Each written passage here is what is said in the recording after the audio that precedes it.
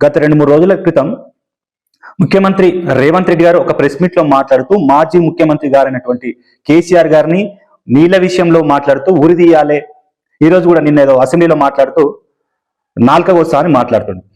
రేవంత్ రెడ్డి గారు నిజంగా కేసీఆర్ గారిని ఉరిదీస్తావా, నాల్క కోస్తావా, తోలు తీస్తావా? అన్ని వ్యవస్థలు నీ దగ్గరే ఉన్నాయి. ఒకవేళ కేసీఆర్ గారు బీఆర్ఎస్ ప్రభుత్వ హయాంలో ఏమైనా తప్పులు జరుగుంటే ఆ వ్యవస్థల ద్వారా ఎలాంటి నిర్ణయం తీసుకున్నా ప్రజలు స్వాగతిస్తారు. కానీ నువ్వు గత ఎన్నికల సమయంలో ప్రజలకు ఇచ్చినటువంటి హామీలు అమలు చేయని నిన్ను ఎన్నిసార్లు ఉరిదీయాలని అడుగుతున్నా. రైతు భరోసా ఎక్కడ పోయింది? వ్యవసాయ కూలీలకు ఇస్తాన 12,000 ఎక్కడ పోయినాయి? తులం బంగారం ఎక్కడ పోయింది? నిరుద్యోగ భృతి ఎక్కడ పోయింది? యూత్ డిక్లరేషన్ ఏమైంది? జాబ్ క్యాలెండర్ ఏమైంది? మహిళలకు ఇస్తాన 25,000 రూపాయలు ఎక్కడ పోయినాయి? విద్యార్థులకు ఇస్తా అని చెప్పినటువంటి స్కూటీలు ఎక్కడ పోయినాయి?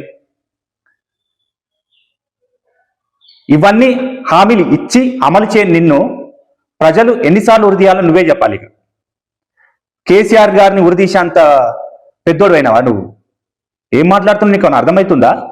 ఇవాళ తెలంగాణ ముఖ్యమంత్రిగా 2వసారి ముఖ్యమంత్రిగా నువ్వు ప్రమాణ స్వీకారం చేసి పాలిస్తున్నావు అంటే దానికి ప్రధాన కారణమే కేసీఆర్ గారే కనుక లేకపోతే ఈ రోజు నువ్వు ఎక్కడో అక్కడక్కడ కొడంగల్ అడకదింటోని నువ్వు కేసీఆర్ కాలు గడిగి నెత్తిలో పోసుకున్నా నీకు తప్పులేదు.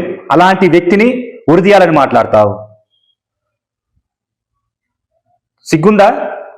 తెలివి ఉండే మాట్లాడుతున్నావా? దయచేసి సీఎం గారు మర్యాద చెప్తున్నాం. బూతులు మాట్లాడే ముందు కాస్త వెనక ముందు చూసి చరిత్ర తెలుసుకొని మాట్లాడు. ప్రజలు ఖచ్చితంగా నీకు, నీ కాంగ్రెస్ ప్రభుత్వానికి బుద్ధి చెప్పే రోజు దగ్గరలో ఉన్నాయని హెచ్చరిస్తూ నేను ఈ వీడియో చేస్తున్నా.